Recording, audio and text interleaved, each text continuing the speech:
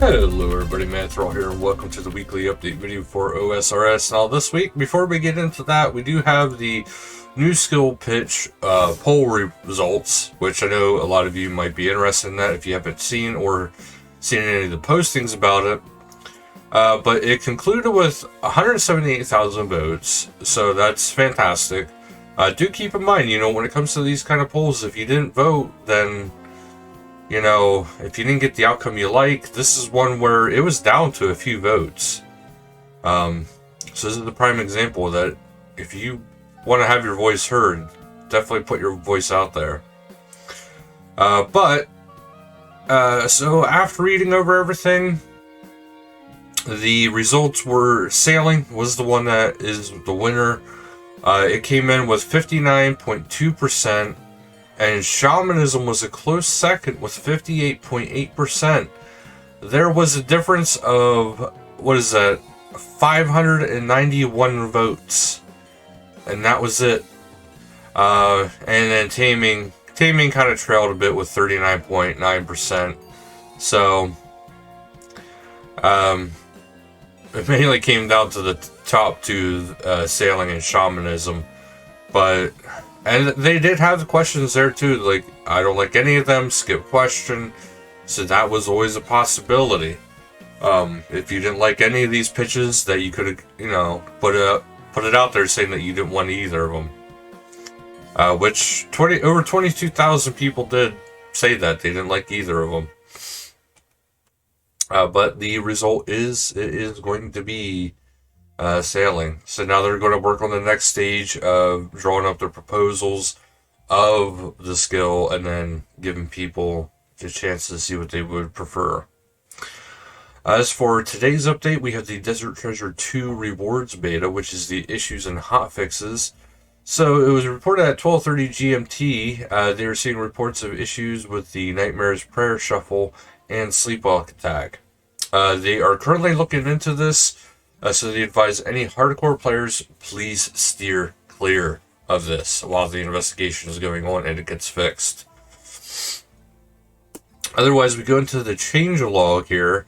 So there is a Desert Treasure 2 rewards beta. So players can now test out all the rewards from Desert Treasure 2 and post-quest bosses, including 4 new rings, Ancient Scepter upgrades, Virtus armor, the Ruinous Powers power book, and the community-designed weapon.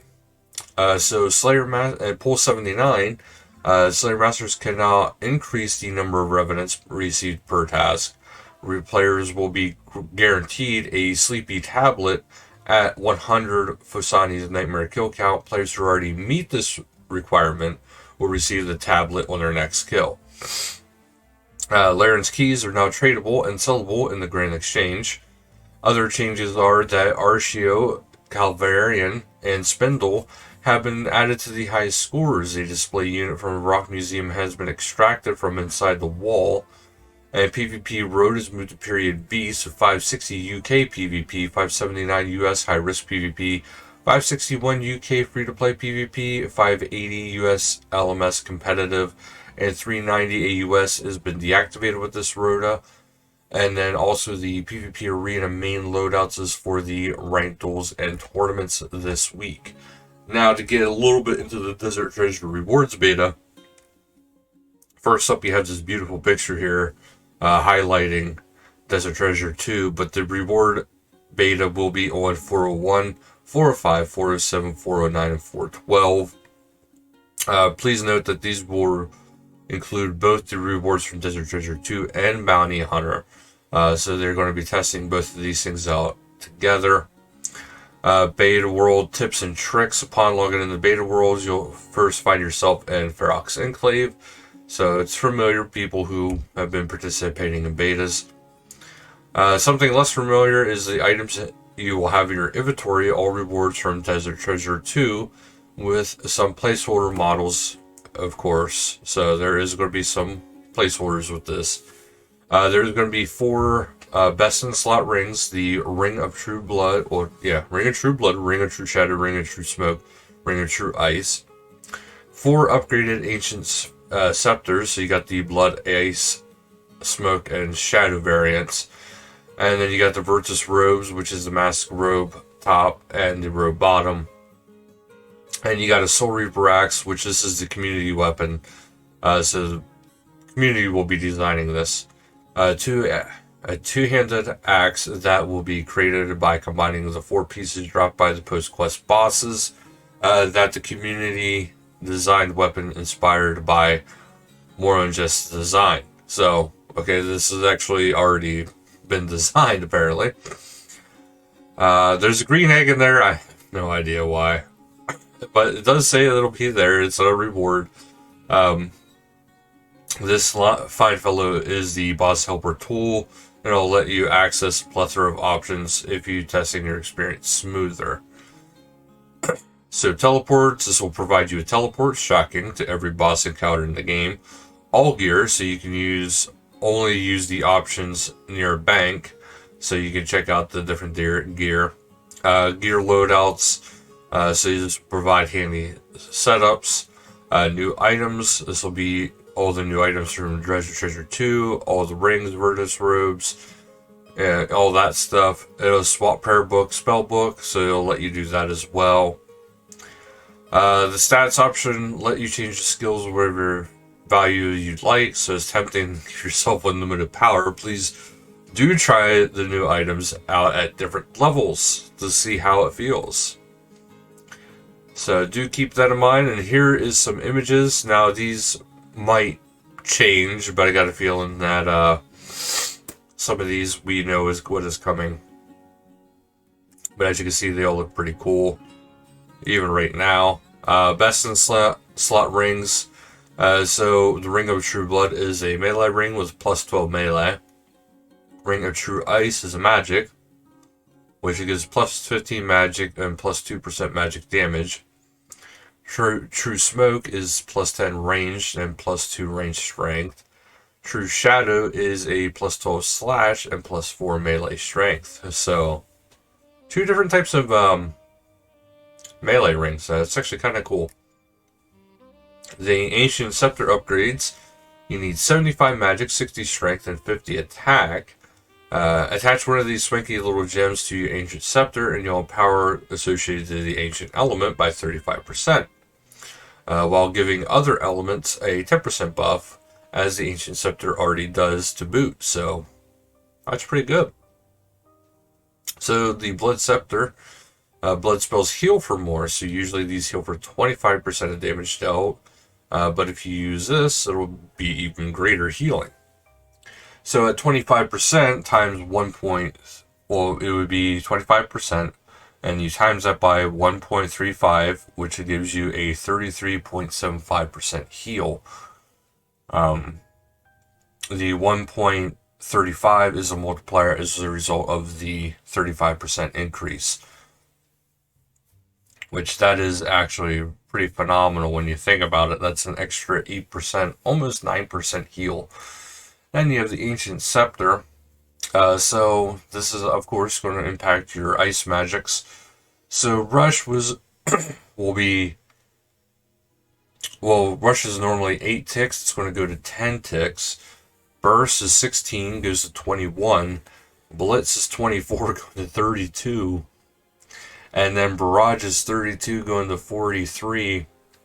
And just so you know, 43 ticks is 25.8 seconds, so that is almost half a minute of stuff being frozen, which if you're doing a group fight and something like that and you're the crowd control, that's actually pretty phenomenal.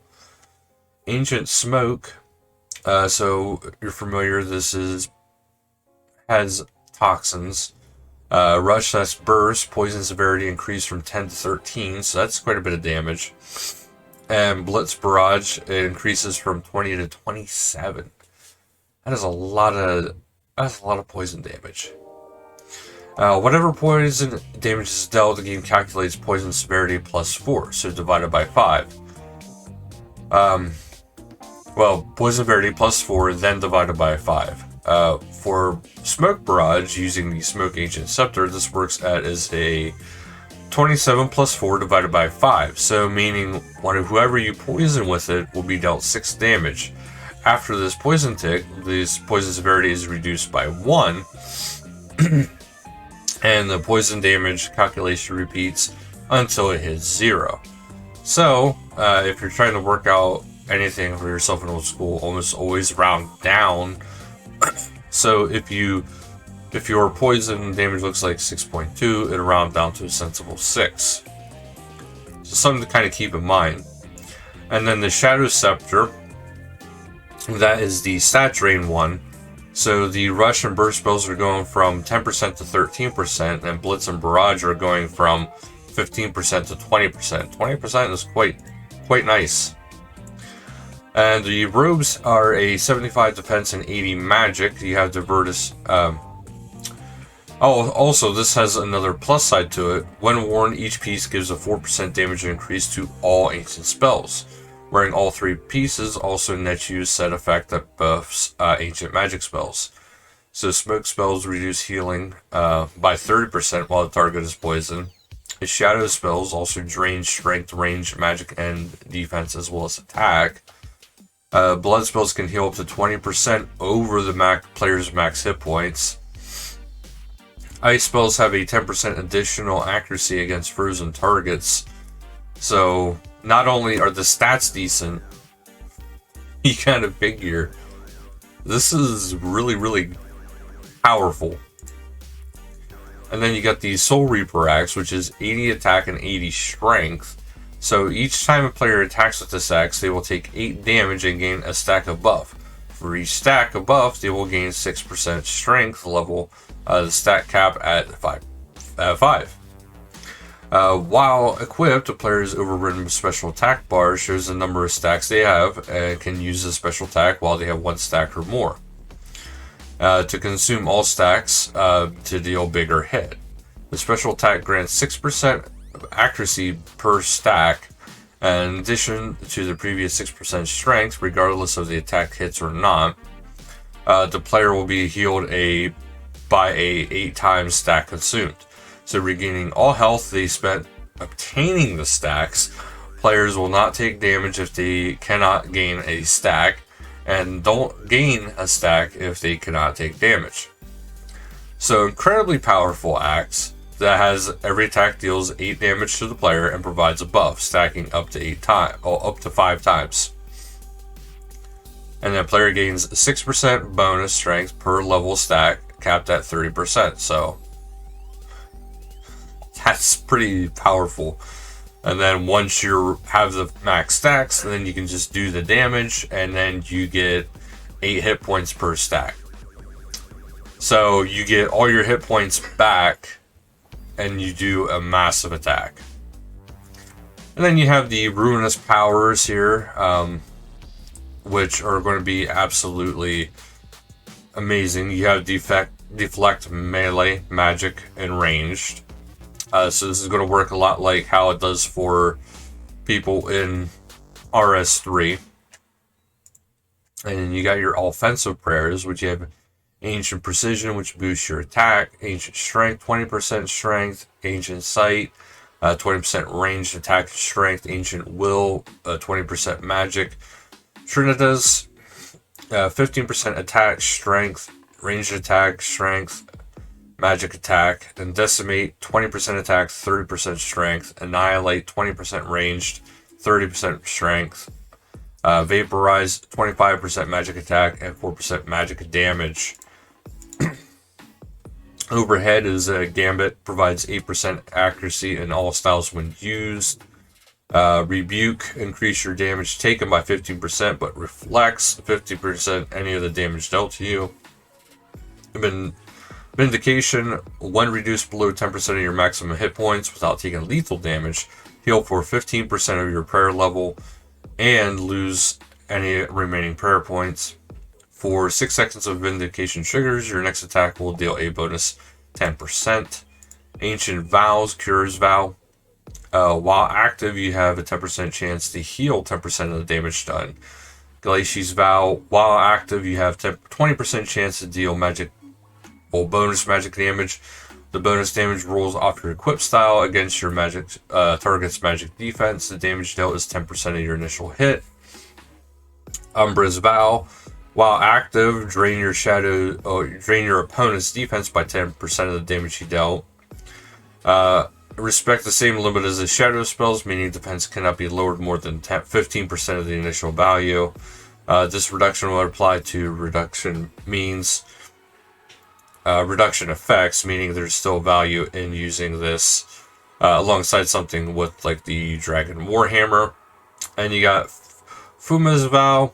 While active, attacks consume 10% of your poison severity to deal the same amount as bonus poison damage to the enemy. And then utility. You have Ruinous Grace. While active, drain prayer points instead of run energy. This drain is modified by prayer point bonus and does not take into account effects like stamina. Ruinous Smite. While active, reduce both your and your opponent's prayer points by 33% of the damage dealt. Wrath. While active, deal 25% of your prayer level in a 5x5 radius on death. Rejuvenation. While active, regenerate 1 HP every 20 seconds. Metabolize. Reduce action delay, not eat delay, by 0.6 seconds after eating. Similar to Preserve, must be active for the same length of time, such as 15 seconds before taking effect. After this wind-up time, deactivate Metabolize will reset your actions to your weapon's attack speed or leave it unchanged, whichever the value is greater. And then you got Berserker. While active, combat stat boost lasts 50% longer. So there's quite a bit, and then we have the Crack the Clue. So it reads as follows. A setup will need to be completed before you begin. After that, solution will contained within. While the information on the clue may guide you, the solution can be found without it too. So that is it for this week, guys. Do take part in the beta, because obviously there's a lot here to go through. So thank you guys so much for watching. And until next time, later, guys.